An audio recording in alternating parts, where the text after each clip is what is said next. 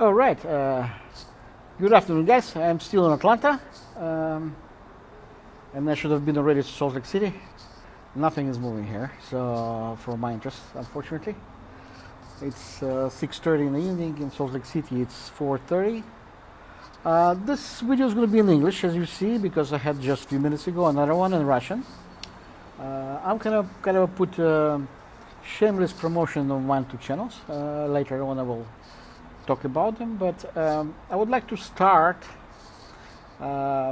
mentioning the situation that is being developed between some Eastern European countries with Russia and bad relationship with the United States. But as I said, I'm not going to talk about it as a this is it, this is it, this is too bad, this is who is guilty. No, we'll have to wait until everything comes to the bigger picture in a way. So what I want to talk today about today is who knows me knows that I live in the United States more than 30 years. It's 33 actually next month. And I left former Soviet Union 45 years ago, never going back, actually not laying a foot in the country. And the language that I speak in Russian, actually I was reinstated in a way by marrying a Russian woman, actually Belarusian. But anyway, so what I want to say today is this: the problem when you have bad relations with specific countries is average harassment of people, either at work or by neighbors of the same nationality. Usually big countries have problems with. And me myself, because as I said, I arrived in the United States during the old Cold War, not this one that it's starting, it's old Cold War. And I went through several situations of mobbing at work. Bullying is just easy, it's mobbing, organized harassment, which is mobbing. And I was the target of a setup, specifically when some scum stole my father's nuclear research.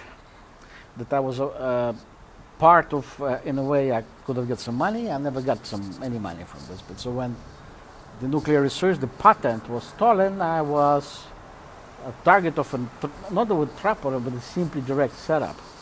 So what I want to say again is when bad relationship between countries start, there's always average person who even doesn't have anything to do with politics gets affected. I'm not going to say where it happened, but do you remember the first not Cold War, but the first war with Iraq? Desert Storm, right? And I know of a person, for instance, actually it was in the news, a bunch of bullies killed a person from Iraq for nothing. It didn't have anything to do with the Iraqi government. But my point is this: that when we're talking about politics, sometimes average person becomes a target of just to kind of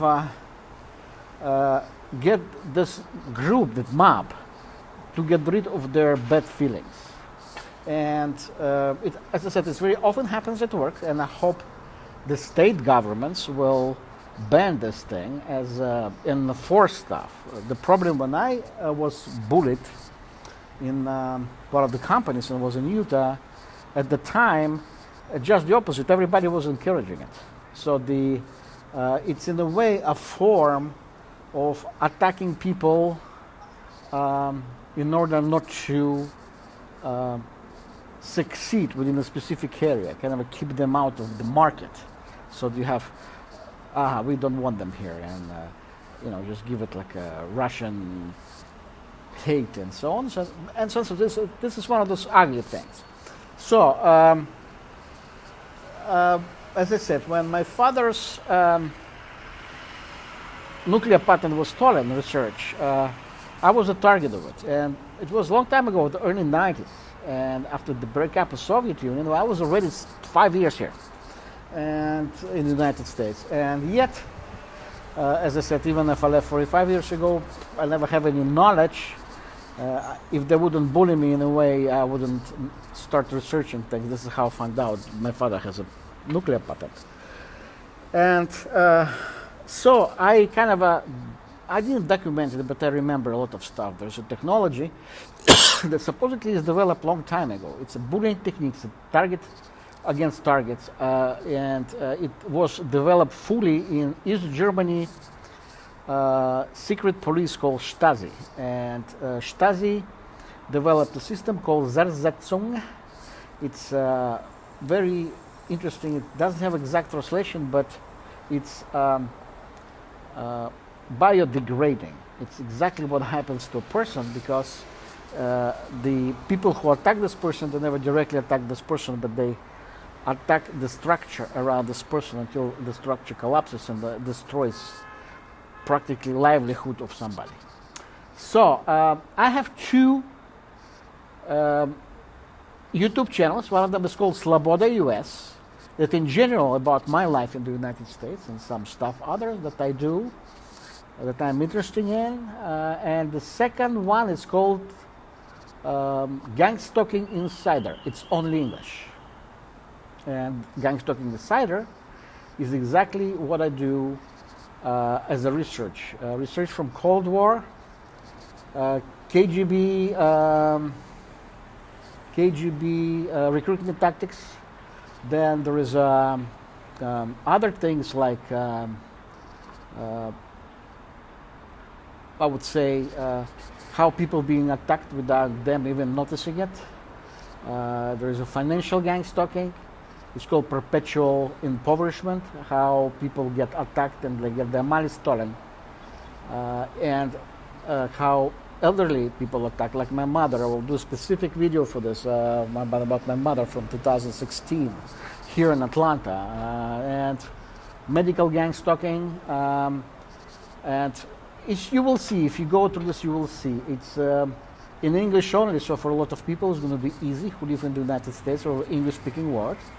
I would love to change the settings that it can translate to Spanish, and some Spanish people can watch it as well, because I know specifically one person who was harassed. He's was a Mexican person, unbelievably intelligent. Anyway, and this is what it is. I will leave both links for one channel and the second channel in my comments with this video. I see this video is going to be here for a couple of weeks because I see the Facebook, they delete those type of videos unless I save it specifically for about 2-3 weeks, something like this. But well, I hope you go and check out my channels. As I said, one of them is Gangstalking Insider, the second one is called Sloboda US. It's Sloboda, whoever knows what it means, is like a free area, free place to live. It's not always this way, but as I said, thank you for watching, and I hope my shameless commercial of my two channels doesn't bother you, but please do and check them out, and have a nice evening for today, and I hope I'll be back to Salt Lake City soon, and it's going to be nice because after I finish my affairs here, I will open the website Russian Utah and kind of start all over. I was busy and I was between two cities in a way, and 1 year and a half, last year and a half, I'm only in one city, Atlanta. I even haven't changed my driver's license. I still have a Utah driver's license in order to keep the residency with all the benefits.